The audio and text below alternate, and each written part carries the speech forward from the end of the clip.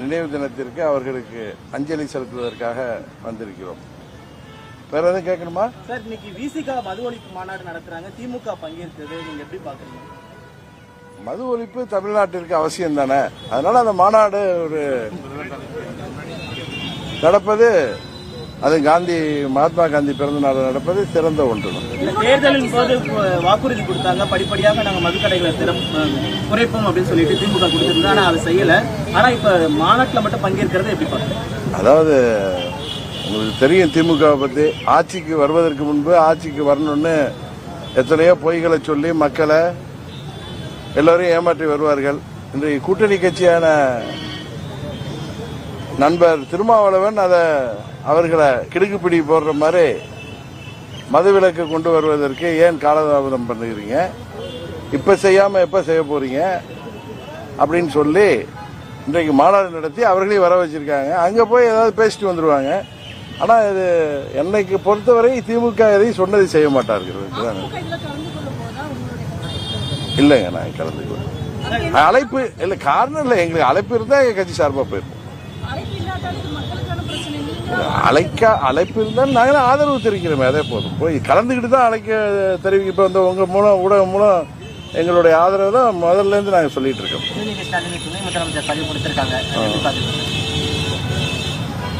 அதாவது முதலமைச்சர் அவர் சட்டப்படி அவருக்கு அதிகாரத்தை பயன்படுத்தி தான் ஒருத்தருக்கு எலிவேஷன் கொடுத்திருக்காரு, பதவி உயர்வு. பட் இவ்வளவு அவசரமா இவ்வளவு தூரம் விமர்சனங்கள் வரும் அளவிற்கு இவ்வளவு அவசர கதியில இந்த அவருக்கு துணை முதல்வர் பதவி எதுக்கு கொடுக்கப்பட்டது என்கிற கேள்வி தமிழ்நாடு முழுவதும் எல்லோர் மனநிலையும் இருக்கு. இன்னும் சொல்ல போனா இப்ப உதயநிதி அவர்கள் துணை முதல்வர் ஆனதுனால ஒன்னும் பெரிய மாற்றம் வரப்போறதில்லை. விவசாயிகளுக்கு ஒன்றும் பயிர்க்கடன்கள்லாம் தள்ளுபடியாக போறதில்லை. அவங்களே சொன்ன மாதிரி ஒரே கையெழுத்தில் நீட் தேர்வை ரத்து செய்வோம்னாங்க, அது நடக்க போறதில்லை. மது விலக்கு வர போறதில்லை. மாணவர்களுக்கு கல்வி கடன்லாம் தள்ளுபடியாக போறதில்லை.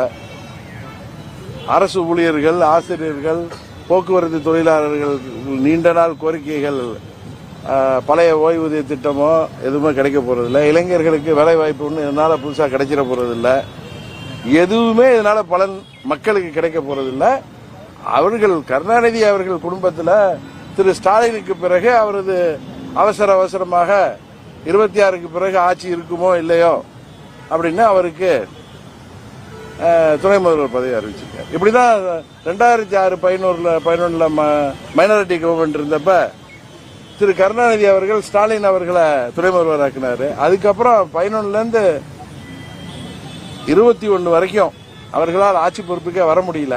அது போன்ற பயம் திரும்பவும் ஆட்சிக்கு வர முடியாம போயிடும். ஏன்னா திரு ஸ்டாலின் அவர்கள் தேர்தல் வாக்குறுதிகள்ல 90% மேல் நிறைவேற்றாம இருக்காங்க. இப்ப என்ன துணை முதல்வராக உதயநிதி பதவியேற்றதுனால மின்கட்டண உயர்வு எல்லாம் பழைய மாதிரி கொண்டு வர போறாங்களா? கிடையாது. மின்கட்டண உயர்வு வைக்க போறதில்லை. பேருந்து கட்டண உயர்வை தடுக்க போறதில்லை. சொத்து வரி நேற்று கூட 6% ஏற்றிருக்காங்க. ஏற்கனவே 100% மேல ஏற்றினாங்க. அதெல்லாம் குறைச்சி பழைய நிலைக்கு கொண்டு போறாங்களா? ஒன்னும் நடக்க போறதில்லை. அவர்கள் குடும்பத்திற்கு இது மகிழ்ச்சியான செய்தி. தமிழ்நாட்டு மக்களுக்கு இது விமர்சனத்துக்கு உள்ளாகிற செய்தியா தான் இருக்கு. அதிமுகவோட வாக்கு சதவீதம் 10% குறைஞ்சிருக்கு அப்படின்னு எடப்பாடி பழனிசாமி வெளிப்படையா பேசியிருக்காரு. இருந்த போதிலும் 2026 அதிமுக தான் ஆட்சி கட்டில அமரும் சொல்றாரு. இதற்கான வாய்ப்புகள் இருக்குன்னு நினைக்கிறீங்க? நான் தான் பல முறை சொல்லிட்டு இருக்கேன்.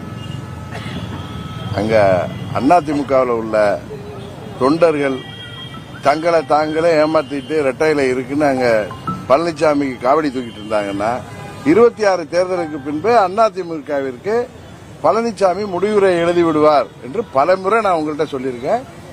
இன்னும் சொல்ல போனா திமுகவுக்கு கள்ள கூட்டணி வைத்துக் கொண்டு பழனிசாமி இன்றைக்கு திமுக பாராளுமன்ற தேர்தலில் வெற்றி பெறணுங்கிறதுக்காக வேட்பாளர்கள் நிறுத்துறாங்க. என்ன இதுல ஒரு துரதிருஷ்டமான விஷயம்னா, புரட்சி தலைவர் திமுகவுக்கு எதிராக கண்டுபிடித்த வெற்றி சின்னம் இரட்டையிலே இன்றைக்கு திமுகவின் வெற்றிக்கு மறைமுகமாக பயன்படுவதுதான் வருத்தம் அளிக்கிற விஷயம். வட மாநிலங்கள்ல இல்லாத அமமுக தென் மாநிலங்களிலும் கலந்து கொண்டிருக்கிறது அப்படின்னு சொல்லிட்டு நேற்றைய கூட்டத்தில் பேசியிருக்காங்க. யாரு? எடப்பாடி பழனிசாமி முற்றிலுமாக அமமுகன்ற ஒரு கட்சியே இல்ல, அது அவங்க ஆசை, அவங்க சொல்லிட்டு போட்டுப்பேன். என் கூட யாருமே இல்லை, நாங்க யாரோ 4 பேரை விலை கொடுத்து எங்க பொறுப்பாளர்களை 50 லட்சத்துக்கு 1 கோடிக்கு வாங்கிட்டு பூனை கண்ட முடிக்கிட்டுனா உலகம் இருந்துட்டுன்னு சொல்ற மாதிரி பழனிசாமி கும்பல்ல சில பேர் சொல்லிட்டு இருக்காங்க. அதுக்கெல்லாம் நம்ம பதில் சொல்ல வேண்டாம். அதே போல விசிக தலைவர் இன்னைக்கு வந்து காமராஜர் மண்டபத்துக்கு போனாங்க. ஆனால் காந்தியடிகள் வந்து மாலை அணிக்கு வந்து தவிர்த்து விட்டு போயிட்டாரு. அது நீங்க அவர்கிட்ட தான் கேட்கணும், எதுக்கு காந்தியடிகளை தவிர்த்துட்டாருன்னு. சார், சென்னையில மழைநீர் வடிகால் பணிகளை முறையா செஞ்சிருக்காங்கன்னு நினைக்கிறீங்களா? நேற்று கூட ஒரு உயிரிழப்பு ஏற்பட்டிருக்கு.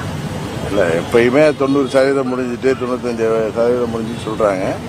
நம்ம எதிர்பார்ப்பு அவங்களை விமர்சனம் செய்வதை தாண்டி மக்கள் உயிருக்கும் உடைமைகளுக்கும் ஆபத்து வராத மாதிரி இந்த மழைக்காலத்தில் எந்த ஒரு உயிர் பலி இல்லாம தண்ணீர் தேங்கி மக்களுடைய இயல்பு வாழ்க்கையை பாதிக்காம அரசாங்கம் பார்த்துக்கணும்.